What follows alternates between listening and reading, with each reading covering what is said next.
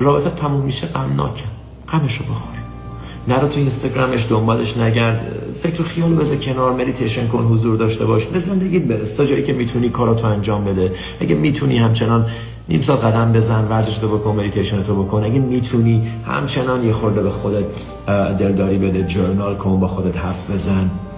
نرو دوباره شروع کن بهش پیام دادن و تو تلگرامش گشتن که سین کرده یا نکرده یا آخرین آپدیتش کی بوده. تو رو خود این کار رو در حق خودت نکن، بذار کنار، رهاش کن و امید این که برمیگرده رو از قلبت خالی کن و بعد غم داشته باش.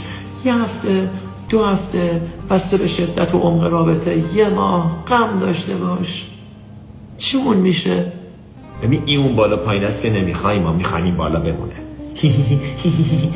چه قهوه خوبه بابا، چه قهوه. نه پیکنیک نیومدی، زندگی داری میکنی.